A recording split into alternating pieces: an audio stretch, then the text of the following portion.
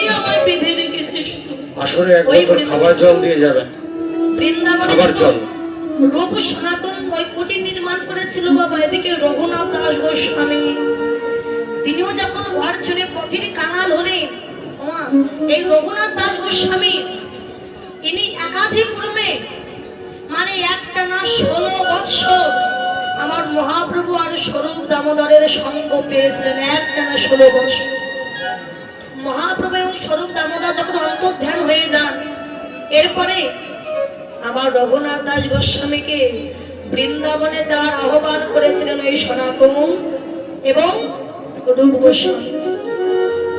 যখন রঘুনাথ দাস তিনি বৃন্দাবনে যান, তার ভজনটা এমনই ছিল মা, প্রত্যেক দিন 1 ঘন্টা করে আমার এই সনাতন গোস্বামী আর রূপ গোস্বামী রঘুনাথ দাস গোস্বামীর কাছে কৃষ্ণ কথা হরি কথা শ্রবণ করত।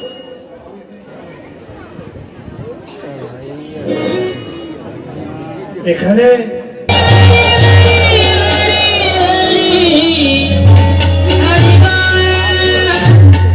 বললেন 4টের মধ্যে আমি সেরা, এটা কখনোই নয়।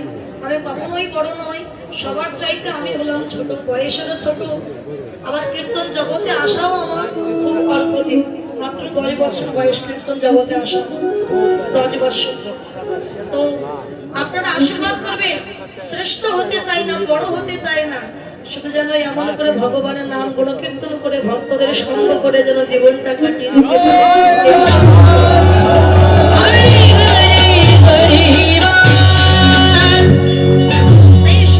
রঘুনাথ দাস গোস্বামী 1 ঘন্টা করে হরি কথা কৃষ্ণ কথা বলতেন। আর সনাতন আর রূপ ওরা 2 ভাই ওই রঘুনাথের কাছে কৃষ্ণ কথা হরি কথা শ্রবণ করতেন বাবা। তো বৃন্দাবনে আছে সবার একটা করে কুটির আছে, সেই কুটিরে থাকে, কিন্তু রঘুনাথ দাস গোস্বামীর কোনো কুটিরই ছিল না। তিনি ভজনে এতটা আত্মনিবেদন মানে আত্মনিবেশ করেছে যে একটা কুটির নির্মাণ করবে, সেই চিন্তাও তার কোনোদিন মাথায়ও আসে। সবার তো কুটির আছে, ঘর আছে, আমার তো নেই, তাহলে আমি একটা কুটির বানাবো এই মনেও তার আসেনি। তাই একদিন বৃন্দাবনে তিনি বসে বসে যখন ওই কৃষ্ণ কথা আলোচনা করছে, এমন সময় আত্মনিবেদন করেছে, ধ্যান যোগে বসে আছে। সনাতন গোস্বামী হঠাৎ দেখছে মা যমুনার ঘাটে বসে কৃষ্ণ নাম করছে, ধ্যান যোগে বসে আছে, আর একটা বাঘ ছুটে আসছে ওই রঘুনাথকে সেবা করবার জন্য, গ্রাস করবার জন্য। সনাতন দেখছে রঘুনাথকে গ্রাস করবে, বাঘটা আমাকে বাঁচাতে হবে। লাঠি নিয়ে যখন যাচ্ছে, যাওয়ার আগে দেখতে পেল স্বয়ং গোবিন্দ একটা লাঠি নিয়ে রঘুনাথের পাশে দাঁড়িয়ে আছে, রঘুনাথকে কৃপা করেছে। বাঘের হাত থেকে বাঁচানোর জন্য নিজে একটা লাঠি নিয়ে দাঁড়িয়ে আছে। চলে গেল সেদিন।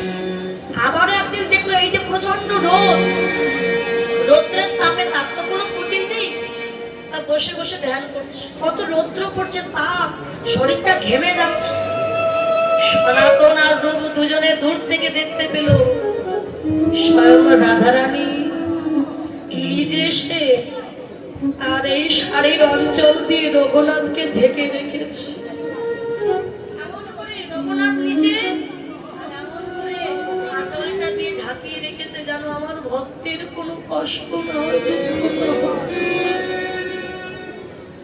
রঘুনাথ ভজন থেকে যখন সনাতন গোস্বামীর কাছে ফিরে গেছে, সনাতন বলে রঘুনাথ তুমি কি আমার রাধা গোবিন্দকে একটু শান্তিতেও থাকতে দেবে? কেন না, তোমার জন্য আমি দেখলাম একদিন গোবিন্দ নিজেই লাঠি নিয়ে দাঁড়িয়ে আছে বাঘের হাত থেকে তোমায় রক্ষা করবার জন্য, আরেকদিন দেখলাম রাধারানী শাড়ির অঞ্চল দিয়ে নিজেই তোমায় ঢাকিয়ে রেখেছে, রাধা গোবিন্দকে কি একটু শান্তিতেও থাকতে দেবে না? এই কথা শ্রবণ করে রঘুনাথ ভাবলো আর আমার রাধা গোবিন্দকে আমি কষ্ট দেব না, এবার একটা কুটির বানিয়ে ওই কুটিরেই বসে আমি আমার গোবিন্দের নাম গুণকীর্তন করব।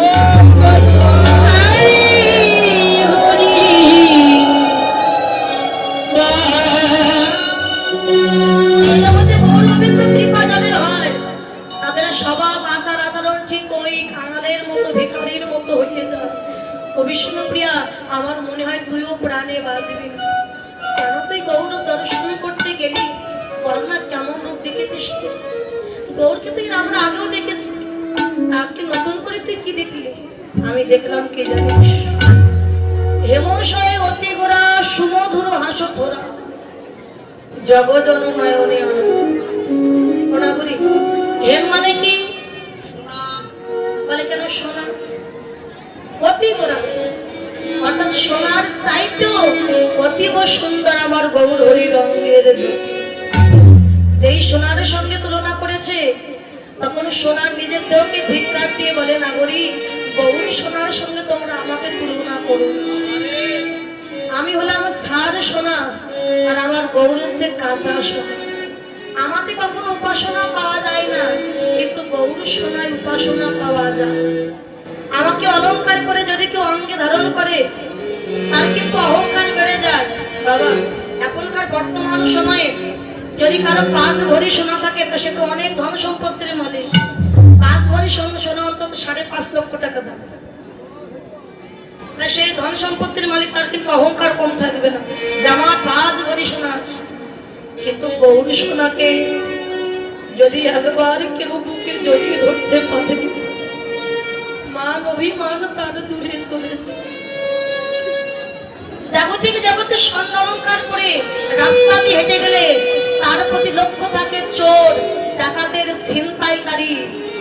কিন্তু তুলসীর মালা গলায় দিয়ে, হাতে জপের মালা নিয়ে, কপালে তিলক ধারণ করে কৃষ্ণ নাম গাইতে গাইতে যখন রাস্তা দিয়ে হেঁটে যায় তার প্রতি লক্ষ্য থাকে স্বয়ং ভগবানের। হরি হরি হরি তাই নাগরী, সোনার সঙ্গে তুলনা করিস না, যার তুলনা একমাত্র তারই কাছে। তাই আমরা কি দেখলাম জানিস? জগজন নয়নে আনন্দ আনন্দ হাপিরেতে মোরাতে